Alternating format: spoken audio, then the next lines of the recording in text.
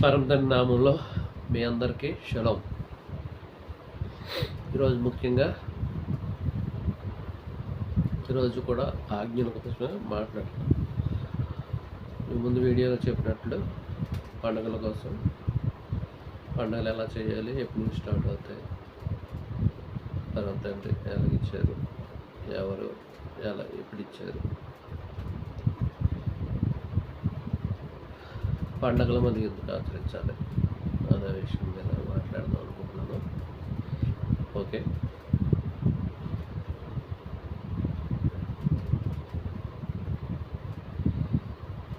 మనం ముఖ్యంగా తెలుసుకోవాల్సిన విషయం అవుతుంది.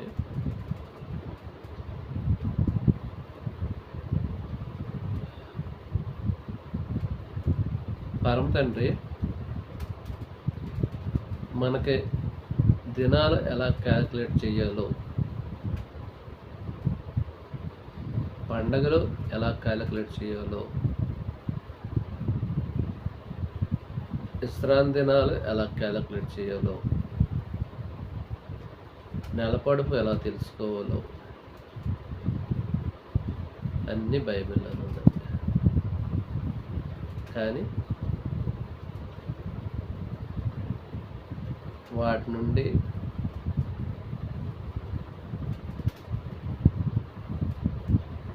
సాతాను తప్పించేశాడు. పాస్టర్లో ఉంది, సాతాను తప్పించాడు వాళ్ళు తెలివితేటలని. ఒకసారి చూద్దాం. ఆదికాండం 1వ అధ్యాయం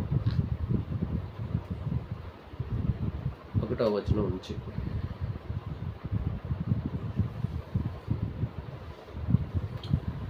ఆదియందు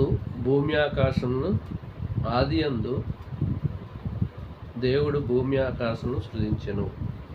భూమి నిరాకారముగాను శూన్యముగాను ఉండెను. చీకటి అగాధ జలము పైన కమ్మి ఉండెను. దేవుని ఆత్మ జలముల పైన అల్లాడుచుండెను. దేవుడు వెలుగు కమ్మను పలుకగా వెలుగు కలుగును. వెలుగు మంచిదైనట్టు దేవుడు చూసెను. దేవుడు వెలుగును చీకటిని వేరుపరచెను.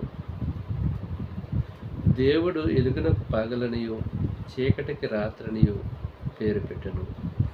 అస్తమయము ఉదయము కలుగుగా ఒక దినమాయెను. అస్తమయం ఉదయం కలగగా ఒక దినమాయెను. అంటే అస్తమయం నుంచి అస్తమయం వరకు మనకి ఇచ్చిన క్యాలిక్యులేషన్. దినము ఒక రోజు, అస్తమయం నుంచి సూర్యాస్తమయం వరకు ఒక దినము. పర్వతాన్ని మనల్ని అలా క్యాలిక్యులేట్ చేసుకోమన్నారు. కానీ ప్రజెంట్ అయితే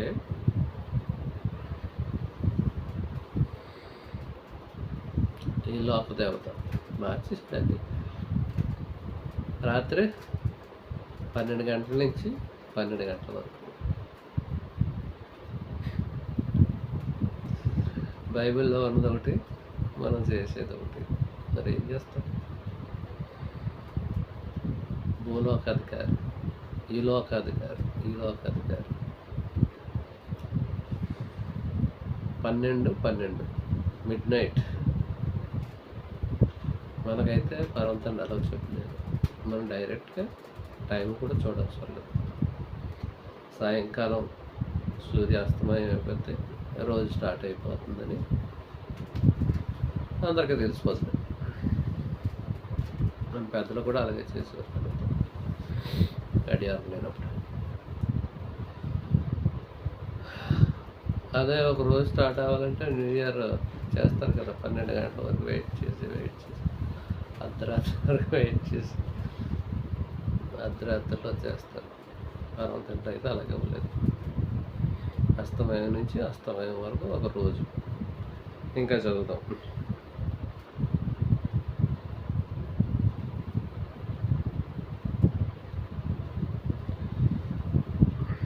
మరియు దేవుడు జలముల మధ్య ఒక విశాలం కలుగజేసి ఆ జలములను ఈ జలములను వేరుపరచుగాకనియు పలికి, దేవుడు ఆ విశాలము చేసి విశాలము క్రింది జలములను విశాలం మీది జలములను వేరుపరపగా ఆ ప్రకారమాయను. దేవుడు ఆ విశాలమునకు ఆకాశమని పేరు పెట్టెను. అస్తమయమును ఉదయమును కలుగుగా రెండవ దినమాయను. సెకండ్ డే అలా గడిచింది. సో మనం దినం అస్తమయం నుంచి అస్తమయం వరకు క్యాలిక్యులేట్ చేసుకోవాలి. ఇప్పుడు మనకు తప్పదు, ఎందుకంటే మనం గ్రెగరియన్ క్యాలెండర్ ప్రకారం ఉన్నాం కాబట్టి మనం అయితే ఇంకా ఆ క్యాలెండర్ ప్రకారమే చేస్తాం. కానీ ఆయన నియమ కాలాలు మాత్రం ఆ క్యాలెండర్ ప్రకారం చేయకూడదు. మనం తప్పించిన క్యాలెండర్ ప్రకారమే ఆయన నియమ కాలాలు కానీ సబ్బాతులు కానీ నిలబడులు కానీ ఏదైనా సరే ఆయన నియమ కాలాలను బట్టి ఆయన ఇచ్చిన కాలాలను బట్టి మనం పండుగలు ఆచరించాలి.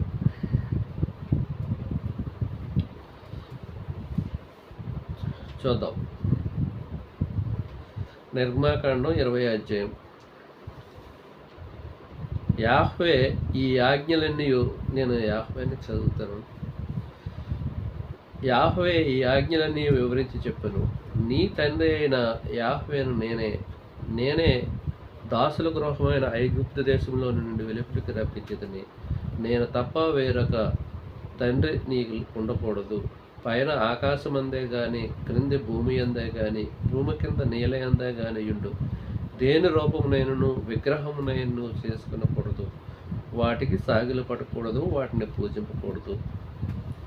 అయితే కొంతమంది యేసుప్రభు ఫోటో పెట్టుకుంటున్నారు, అది విగ్రహారాధన. అదే చెప్తున్నారు, మొట్టమొదటి ఆజ్ఞ అది. సిలువు పెట్టుకుంటున్నారు, అది విగ్రహారాధన.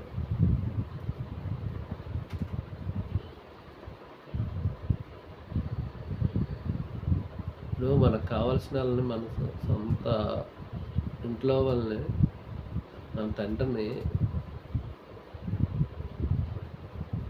ఎవడైనా గొడ్లు ఇచ్చి చంపించాడు అనుకో,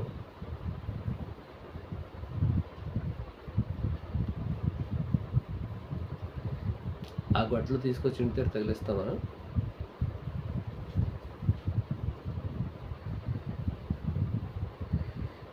ఎందుకు స్లో అని మరణించారు, అని అలా మరణించారు. ఆ సిలువ అలాంటి తీసుకోవడం ఏంటి?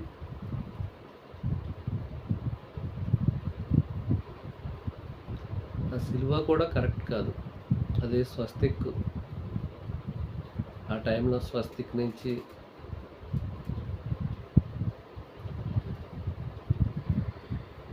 ఎన్నో మార్పులు చెందుతూ వచ్చిందిలే. అది సిలువ కూడా కాదు. ఈయన మ్రానికి వేలాడదీసి చంపారు, సిలువ వేయలేదు. వీళ్ళు మ్రానికి వేసి చంపారు. సరే, దాని సంగతి తర్వాత చూద్దాం. సో కాబట్టి మొదటి ఆజ్ఞ చెప్తున్నారు, అలాంటి పటాలు పెట్టకూడదు. పటాలు అంటే యేసుప్రభు బొమ్మలు.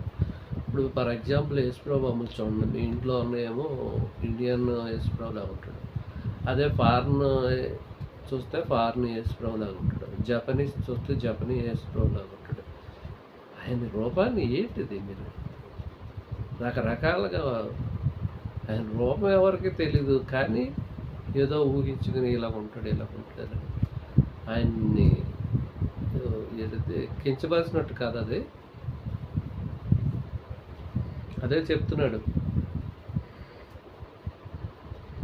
పైన ఆకాశం అందే గాని క్రింద భూమి అందే గాని భూమి కింద నీల అందే గాని ఉండు. దేని రూపంనైనను, ఆకాశం, భూమి కింద నీళ్లు ఉండు, దేని రూపమైనను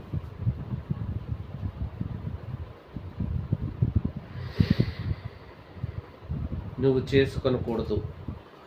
దేని రూపమునైనను విగ్రహమునైనను నీవు చేసుకొనకూడదు. వాటికి సాగిలి పడకూడదు, వాటిని పూజింపకూడదు. ఇది మొట్టమొదటి ఆజ్ఞ. ఇది క్షమింపరాని ఆజ్ఞ. తెలియక చేస్తే తప్పు లేదు, తెలిసి చేస్తే మాత్రం క్షమింపరాని ఆజ్ఞ. పరమతండ్రి ఆజ్ఞ, మొట్టమొదటి ఆజ్ఞ.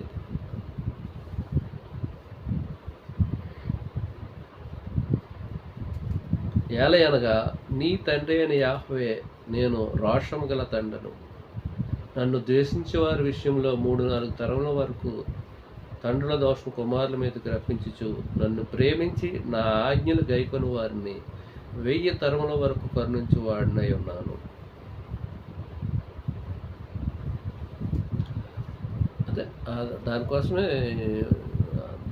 మొదట ఆజ్ఞ అలా చెప్తూ వస్తుందన్నమాట పరమ తండ్రి. సో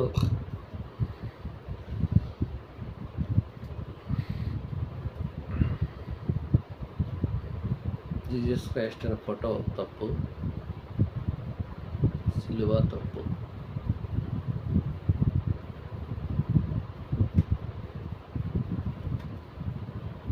చెప్పాలంటే ఆయన సిలువకు వేయబడలేదు.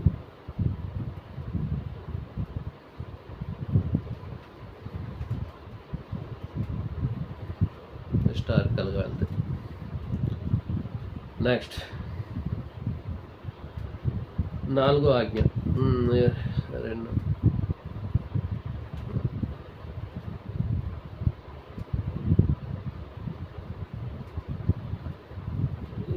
ఆజ్ఞలు తెలుసు కదా, మెయిన్ ఆజ్ఞల కోసం మాట్లాడతాను నేను.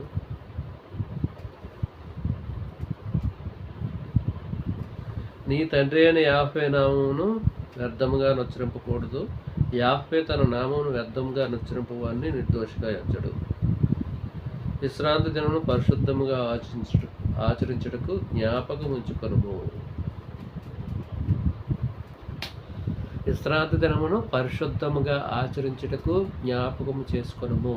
మర్చిపోతారు, జ్ఞాపకం చేసుకోండి. మీరు మర్చిపోతారని నాకు తెలుసు, కానీ జ్ఞాపకం ఉంచుకొనుము. విశ్రాంతి దినమును పరిశుద్ధంగా ఆచరించాలి.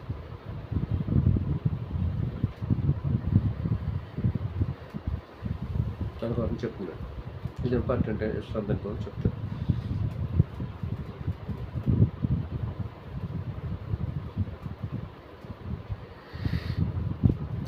ఆరు దినములు నీవు కష్టపడి నీ పని అంతయు చేయవలను. 7వ దినము నీ తండ్రి అయిన యాహ్వేకు విశ్రాంతి దినం. దానిలో నీవైనను, నీ కుమారుడైనను, నీ కుమార్తె అయినను, నీ దాసుడైనను, నీ దాసి అయినను, నీ పశువైనను, నీ ఇండ్లలోనున్న పరదేశి అయినను ఏ పని చేయకూడదు. నాకు లేదంటారు కదా, నేను జంటైల్స్ మనకు లేదు విశ్రాంతి అని అంటారు కదా. ఇక్కడ అదే చెప్తున్నాడు అందరికీ.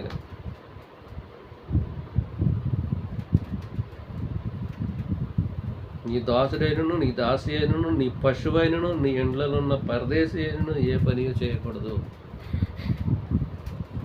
పశువు కూడా ఎక్కడ తీసుకెళ్ళకూడదు, పని చేయించకూడదు దాంతో. అలాంటిది విశ్రాంతి దినం మాకు అది కాదండి, అది ఆదివారం. సరే, విశ్రాంతి దినం చేయమని బైబిల్లో సుమారు 172 సార్లు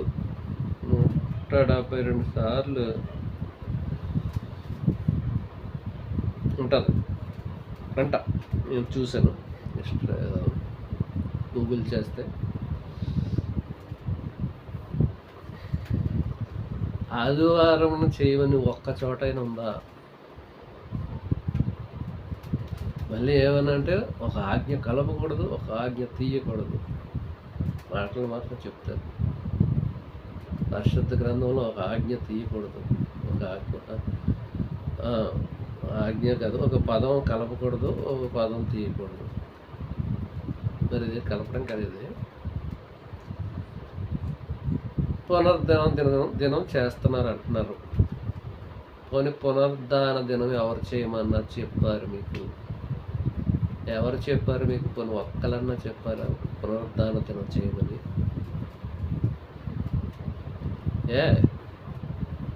ఎవరు చెప్పారు? ఇక్కడేమో 172 సార్లు విశ్రాంతిదినం చేయండి రా బాబు, చేయండి రా బాబు, జ్ఞాపకం ఉంచుకోండి, చేయండి. అది నేను పరిశుద్ధపరిచాను, అది పరిశుద్ధపరిచారంట అదేనా అన్నిసార్లు చెప్తే ఇక్కడ ఒక్కసారి కూడా చెప్పలేను ఆదివారం ఎందుకు చేస్తున్నారండి? ఒక్కసారి చెప్పని ఇది పునరుద్ధాన దినం ఎందుకు చేస్తున్నారండి? చెప్పందే చేస్తారా? అంతే కదా, అదే కదా చేసేది. ఇప్పుడు మన పండుగలు కూడా అంతే కదా, అదే ఇప్పుడు అయ్యే మాట్లాడుతున్నారు. ఏం చెప్పనివే చేస్తారు, ఎందుకంటే ఆడు చెప్పినవే చెయ్యాలి, ఎందుకంటే ఆడు రాజ్యం కదా ఇది.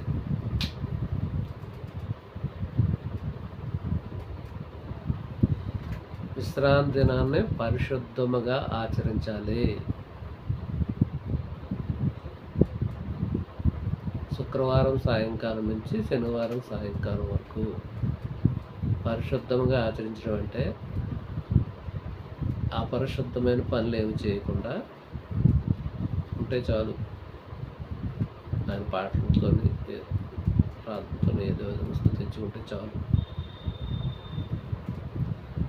కొన్ని తాల్ముళ్ళు రాశారులే, విశ్రాంతి దినం ఎంత దూరం నడాలి, అంత దూరం నడాలి.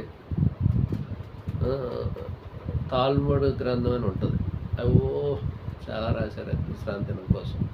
అంతనే కదా ఈయనతో పాటు ఎవరు యశ్వమేశ్వర గారిని క్వశ్చన్ చేస్తారు, విశ్రాంతి దినం నువ్వు ఎందుకు స్వస్థత చేసావు, విశ్రాంతి దినం ఈ శిష్యులు ఎందుకు వెనులు తిన్నారు, భోజనం వండుకుని తిన్నారు, తప్ప అది?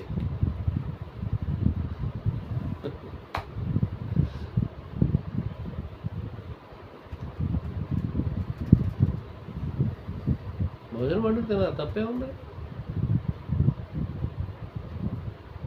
ఇజ్రాయెల్లో ఇప్పుడు నిర్గమం టైంలో పరమ తండ్రి వాళ్ళకి ఏమీ లేదు, ఆయనే పెట్టారు డైరెక్ట్.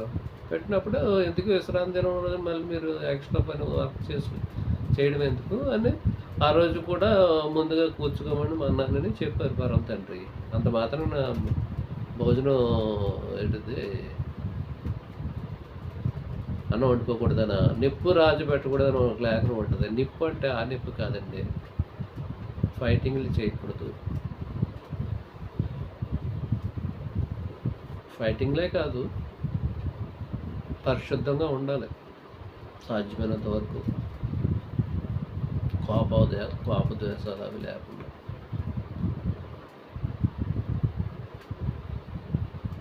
అది విశ్రాంతి దినం పరిశుద్ధంగా ఆచరించాలి.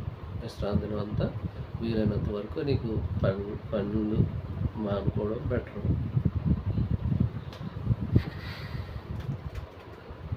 పని చేసినా క్షమింపరాని నేరం కూడా కాదు, కానీ నీకు అవసరం లేకపోయినా నువ్వు చేస్తే అది తప్పే. అతని నెసెసిటీ కానప్పుడు చేస్తే అయితే అది అపరాధమే. దాని పెద్ద తప్పని నేను అనలేను, కానీ అపరాధమే. నీకు నెసెసిటీ లేనప్పుడు చేయొద్దు. విశ్రాంతి దినం పరిశుద్ధంగా ఆచరించాలి. ఏమీ లేదు, అపరిశుద్ధమైన పనులు ఏమి చేయకుండా ఉంటే చాలు. విశ్రాంతి దినం రోజు ఆ దినాన్నైనా పవిత్ర కాదు పరిశుద్ధపరిచారంట ఆ దినాన్ని. అలా చేస్తే చాలు విశ్రాంతి దినం. నెక్స్ట్ న్యూ మూన్ ఒకటి ఉంది, నెలపడుపును ఆచరించమన్నారు. నెలపడుపు దినాన్ని ఆచరించాలి. అది ఎలాగ ఆచరించాలంటే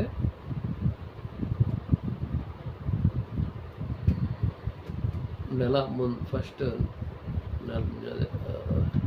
నెలపడుపు వస్తుంది కదా, దాన్ని చూసి అంటే మనం మూన్ క్యాలెండర్లో చూస్తే తెలుస్తుంది నెలపడుపు ఎప్పుడు. దాన్ని బట్టి మనం విశ్రాంతి దినాన్ని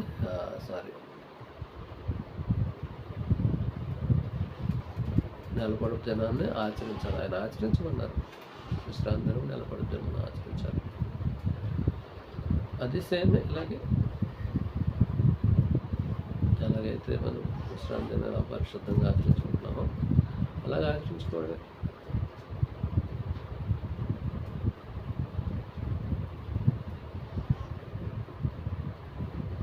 అదే దాన్ని పట్టుకునే మన సోదరులు ఆల్ నైట్ ప్రేయర్లని ఎప్పుడేం చేయాలో తెలియదు. అదే సంవత్సరానికి ఒకసారి ఆల్ నైట్ ప్రేయర్లని చేస్తారు. నైట్ అంతా ఎక్కడ చెప్పారండి ఇవన్నీ? ఎక్కడ ఉన్నాయండి? బైబిల్ అవసరం లేదు. ఇంకా మీ ఇష్టమేనా? తరంతని చెప్పిన మాటలు మీకు అవసరం లేదా? మీ ఇష్టం వచ్చినట్టు చేసుకోవడమేనా? ఆయన క్రమాన్ని ఇచ్చాడు కదా, ఆ క్రమం ఫాలో అవ్వమనే కదా, దాని ప్రకారం చేయమనే కదా.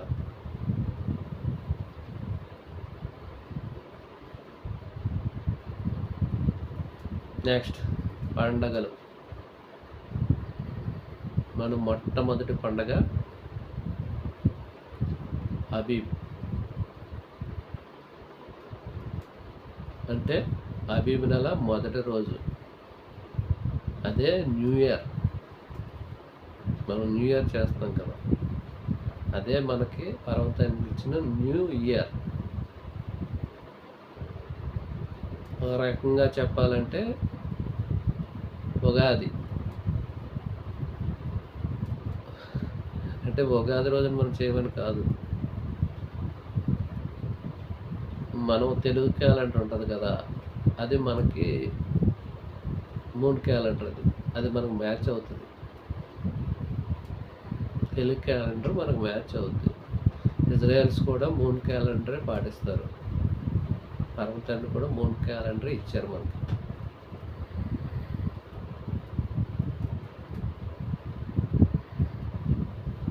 సో మొదటి పండగ అది. అబీబుని ఆచరించాలి. పండగ అంటే ఏమీ లేదు, మంచి బట్టలు వేసుకొని, తెలుసు కదా, మంచి భోజనం వండుకొని ఆ రోజు ప్రేయర్ చేసుకోవడమే, ఆరాధించుకోవడమే. అంతే పండుగ. మొదటి పండుగ అబీబ్ పండుగ. మొట్టమొదటి పర్వతాన్ని మనకి ఇచ్చిన పండుగ అది. అబీబ్ అయిన తర్వాత అబీబ్ నుంచి 14వ దిన సాయంకాలం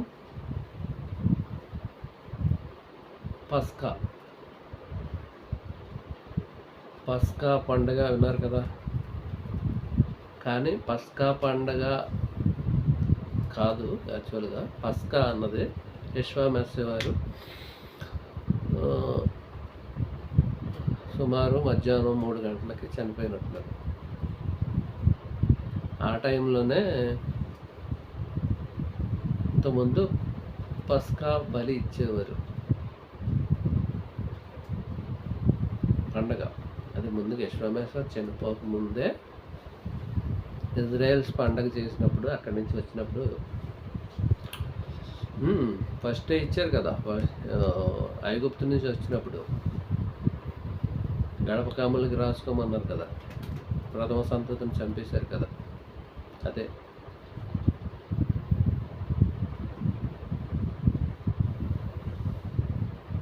పస్కా అన్నది ఒక 14వ దిన సాయంకాలం 3 గంటలకు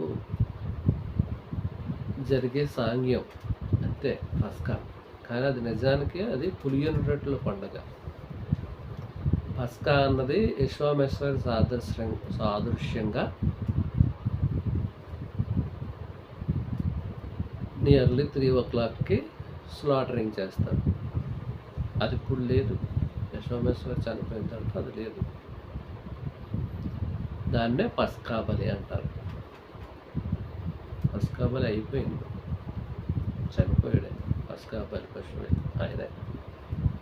అది ముందు నుంచి చేసుకుంటూ వచ్చారు. యెహోవా వారు ఎప్పుడైతే అది చేశారో అప్పటి నుంచి పస్కా బలి లేదు.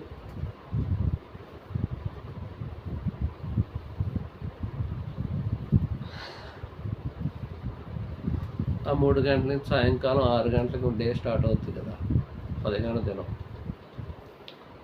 ఆ రోజు నుంచి పులియని రొట్టెల పండగ 7 దినాలు చేయాలి.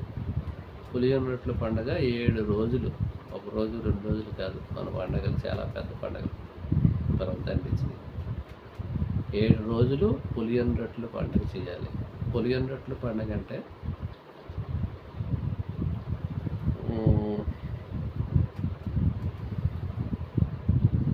6వ వచనం, 26వ వచనం.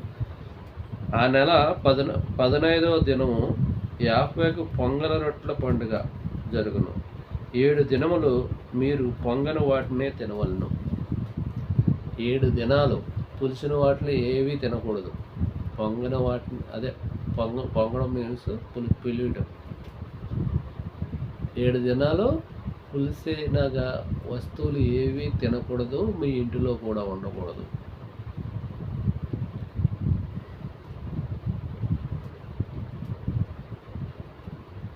మొదటి దినం మీరు పరిశుద్ధ సంఘముగా కూడవలను. అందులో మీరు జీవనోపాధి అని ఏ పనియు చేయకూడదు. మొదటి దినము హై డే, అతి పరిశుద్ధ దినము, మహాదినము. దాన్ని మహాదినం అంటారు, హై డే. హై డే అంటే అది ఆ రోజు పనిచేస్తే మాత్రం మరణకరమైన పాపం. అది తన జనుల్లో నుంచి కొట్టివేస్తారు. ఆ రోజు మాత్రం పని చేయకూడదు. మామూలు సాబస్లో అవి చేసిన పర్వాలేదు కానీ, క్షమింపబడేవి. కానీ హై డే రోజున మాత్రం మనం ఏ పని చేయకూడదు. కంపల్సరీ మనం పరమ తండ్రి సన్నిధిలో అటెండ్ అవ్వాలి. 7కి 3 మార్లు యాత్రలు చేసేవారు. యెరూషలేములో అటెండ్ అయ్యేవారు మగవాళ్ళు. ఆడవాళ్ళు కూడా వస్తారు. కానీ ఆయన చెప్పింది అయితే మాత్రం 7కి 3 సార్లు ఆయన సన్నిధిలో ప్రతి మగవాడు కనపడాలి. ఇది ఇప్పుడు కష్టం అంటున్నారు కానీ ఇది కష్టం. మరి కష్టం అంటే ఏంటంటే ఆ రోజు కంపల్సరీ అటెండ్ అవ్వాల్సిందే. ఎట్టి పరిస్థితుల్లోనూ ఆయన సన్నిధిలో కనపడవలసిందే. ఆయన సన్నిధిలో కనపడకపోతే తన జనుల్లో నుండి కొట్టివేస్తారు. అంటే నేను అంటు కట్టబడ్డారు కదా, నిన్ను లెక్కలో జీవ గ్రంథంలోనూ పేరు ఉండదు. అది సింపుల్గా చెప్పాలంటే జీవ గ్రంథంలో పేరు ఉండదు. అలాగే 7 దినములు చేయాలి పులియని రొట్టెల పండగ అంటే. అక్కడైతే వాళ్ళు చపాతీలు చేసుకుని తింటారు, పులియని చపాతీలు. పులియని చపాతీ అంటే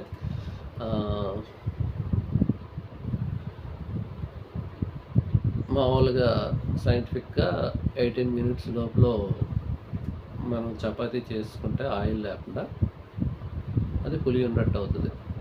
అది పొలవదు. 18 మినిట్స్ లోపు చేయాలి. అది ప్రాసెస్ అంతా, పిండి నానబెట్టడం, ఈ ప్రాసెస్ అంతా. అది మొదటి రోజునే ఒక్క రోజునే చేస్తాంలే. అది మనం అంటే ఆగి కాబట్టి తర్వాత రోజు నుంచి మాత్రం మామూలు వైట్ రైస్ ఏవైనా తినచ్చు, కానీ పులుసునివి మాత్రం తినకూడదు. ఇడ్లీ, పూరి, బజ్జీ, సమస్తం పులుసుని, బిస్కెట్స్ ఏవి ఇంట్లో ఉండకూడదు, ఏవి తినకూడదు. 7 రోజులు అలా చేయవలసిందే. పులిసింది ఏది తినకూడదు. అది చాలా, ఈ పండగ కఠినమే. ఈ పండగ కదా, ఆయన పండగల్లో అన్నిటిలో పస్కా పండగ కొద్ది కఠినంగా ఉంటుంది. ఎందుకంటే మనం బై మిస్టేక్ కూడా పులిసిన వాటిని తినకూడదు, మన ఇంట్లో కూడా రాకూడదు. అది కొద్ది కష్టం. ఈ పండగ కొద్ది కష్టం. కష్టం అంటే జాగ్రత్తగా చేయాలి, భయపడి, పరమతండ్రి భయపడుతుంది. అదే మనం అదే కాన్షియస్లో ఉండి ఈ పండగ చేయాలి. సో ఈ పండగ వస్తుంది. ఇప్పుడు మన నెక్స్ట్ మంత్లో ఉంటుంది. నెక్స్ట్ మంత్లో ఉంది ఈ పండుగ. అది చాలా భయంకరంగా చేయాలి. అలాగే 7 రోజులు చేయాలి. అలాగే మళ్ళీ మధ్యలో మొదటి రోజు, లాస్ట్ రోజు తప్ప మిగిలిన రోజుల్లో మీరు పనులు చేసుకోవచ్చు. అది హోంవర్క్ మధ్యలో అన్నది ఇంటర్మీడియట్ డేస్ మీరు మీరు మీరు మీ జీవనాధారమైన పనులు ఏదైనా చేసుకోవచ్చు. కానీ ఆ 2 రోజులు మాత్రం జీవనోపాధి పని ఏది చేయకూడదు. కంప్లీట్ బంద్. దాంతోపాటు పులియన్ రొట్టెలు అది అది కొద్దిగా మైండ్లో పెట్టుకుని చెయ్యాలి. ఎందుకంటే మర్చిపోతాం కాబట్టి అంత కాన్షియస్గా చెయ్యాలి. అది మన తిండి ఆ రోజు ఆ 7 రోజులు ఆ 7 రోజులు అలా చెయ్యాలి. పండగలన్నింటిలో కొద్దిగా ఇది కొద్దిగా కష్టమైంది. కష్టమంటేనే ఏం లేదు, ఫుల్ కాన్షియస్తో ఉండాలి, పరాగ్గా ఉండకూడదు. దాన్ని క్షమించరు కూడా పరమతండ్రి. అందువల్ల చాలా ఇంపార్టెంట్ ఆ పండుగ. ఇంకా పండుగలు ఉన్నాయి, తర్వాత నెక్స్ట్ వీడియోలో మాట్లాడతాను. నెక్స్ట్ ఇంకా మనకి చాలా పండుగలు ఉన్నాయి.